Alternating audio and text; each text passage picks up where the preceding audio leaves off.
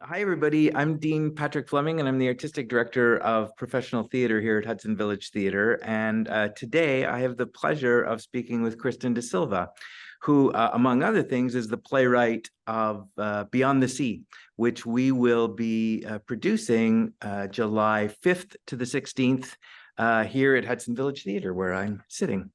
So thanks so much for joining me, Kristen. It's so nice to meet you.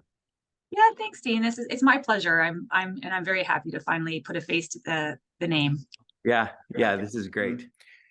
So you just came off of acting in The Bluff at Theatre Orangeville, which is your latest play.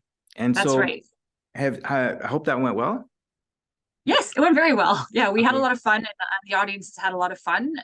It was a departure for me in terms of the genre of the work, and a great challenge. But David Nairn and the team at Theatre Orangeville always do a tremendous job of whatever they take on. So it was great. That's great. And I mean, I know that you like I love comedy. I love what it does. I feel like laughter opens people up and Yeah, if you can make a room full of people laugh, it's like it's the great equalizer. They become absolutely. one.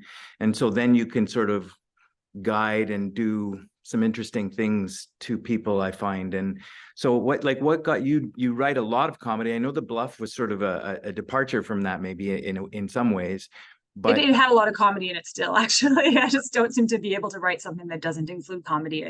I go back to it, even if I'm trying not to. what draws Um, you to writing comedy? I find comedy quite disarming. I also just really uh, enjoy laughing and enjoy when everyone is laughing together. And I like working with other people who can make me laugh. And I like that. That's just, I've always been drawn to that. One of the things that made me sort of fall in love with Beyond the Sea was how funny Gwen is, you She's know. great. Yeah, Oh man, yeah. just how quick she is, but just her style of humor and her sense of humor, it's just so lovely to you don't always get sort of funny female characters, like it's Mm, and it's it's not very that. true. Yeah. Yeah, and so it's just lovely to read it and find myself laughing out loud, literally, at some of the just some of the stuff that she says, and Oh, she's thank you. That's lovely to hear. And I agree with you that, often a lot of the humor in work is given to the male characters. And I've had an opportunity to speak to actors, women who expressed that they feel that a lot. And I certainly, as an actor, have encountered that as well. And when I was doing sketch comedy, I observed after a while that I'm always the one reacting to the funny happening around me in these sketches, and I was like, well, that doesn't work for me. So, and that's what started me writing plays was really just wanting to put onto the page what I wanted to see as an actor and what I would like to, I always try to think about every role from the actor's point of view and what I want to play this role. Is there enough there for me? Are there great moments? Do they feel real? And do they get to be funny? I think everybody, and particularly the women, should get to be funny on stage. I totally agree with you. Yeah, it's so great. I'm super excited to just hear the laughter and just to have Gwen be introduced to the audience here. It's going to be really exciting. And well, I mean, maybe you can tell me a little bit about like where did the idea for Beyond the Sea come from? Is it did like how did it start? It came from Derek Ritchell at Lighthouse Festival Theatre commissioned it during the pandemic. So in 2021, they were able to come back with some outside programming and an outside stage. And so he called me up and said, do you have time? And of course I did, because I was unemployed like all the other theater artists. And he said, do you have time to do this? And I said, great. And he said, here's the limitations that we're working with. It needs to be outside, meaning that and the stage that was available wouldn't have wings. So it had to be sort of one location, no exits and entrances really. Once they're on, and then they get off, that's it. And, limited tech. And also ideally they were looking to work with a bubbled couple.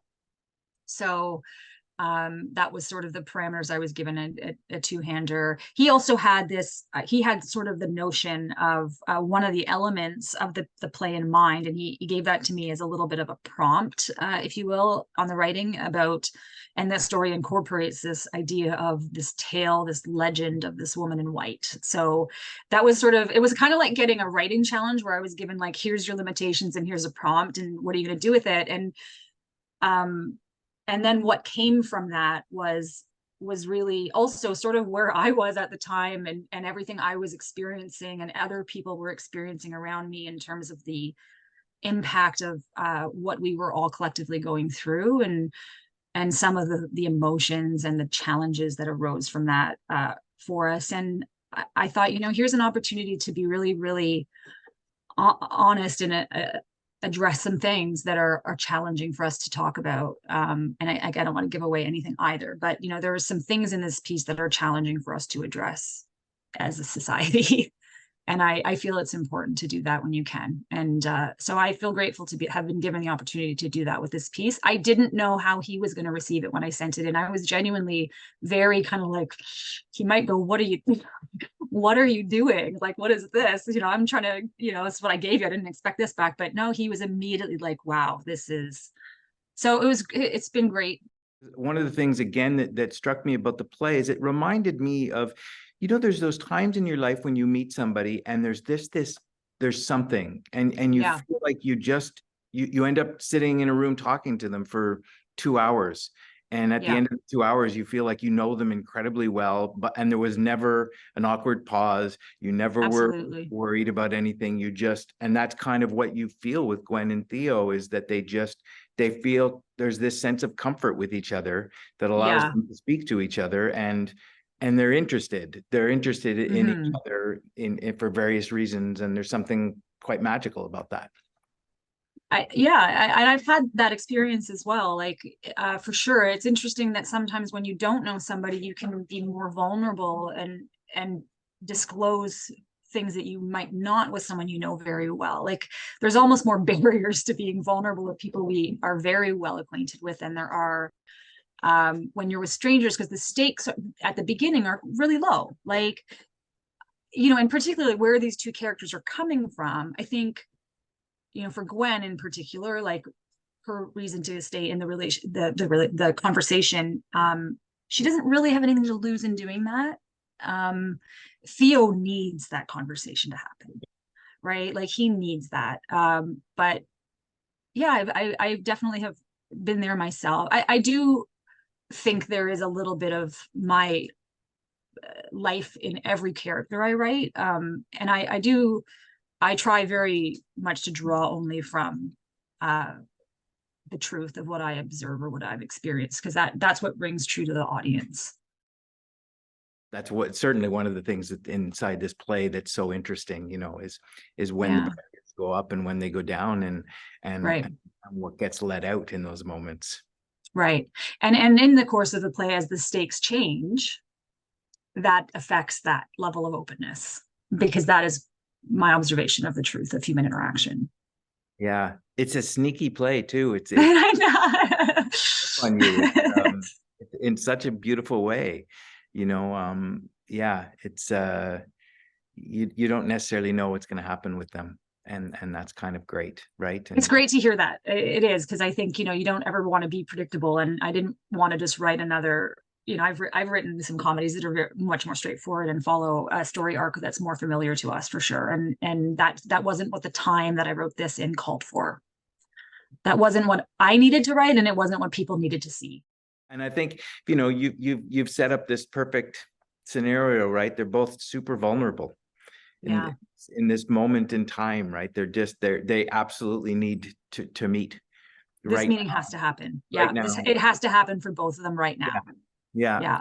And so it's this amazing thing. And the audience gets to sit there for whatever it is, 60, 70 minutes and just be taken on this fantastic sort of ride that you don't even know you're on. I think you don't even know you're on a ride, and you're just enjoying it because they're so enjoyable.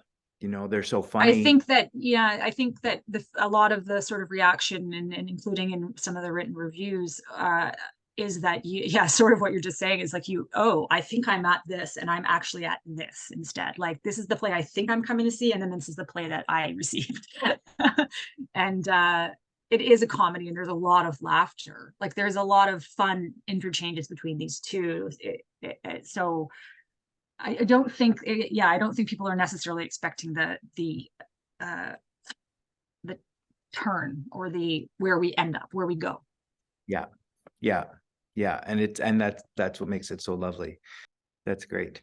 That's great. Well, congratulations. I mean, your plays are getting done across the country and in the States, and I think I read that something's being done in Europe too. So that's awesome. Where you are is being done in Europe, and I had a chance to go out and see it in Italy. And again, right, I keep using the word special, but all these things really were very special. Like it's just once in a lifetime kind of experiences. So I've been very, very fortunate.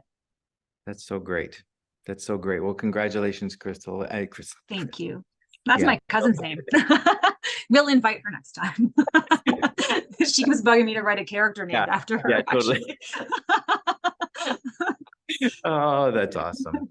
So thanks so much for doing this. It's been such a pleasure just getting to talk to you a little bit. Yeah, thank you. This is great. And all the best to you as you begin. Please pass on my warmest wishes to the cast and the crew. I will do that.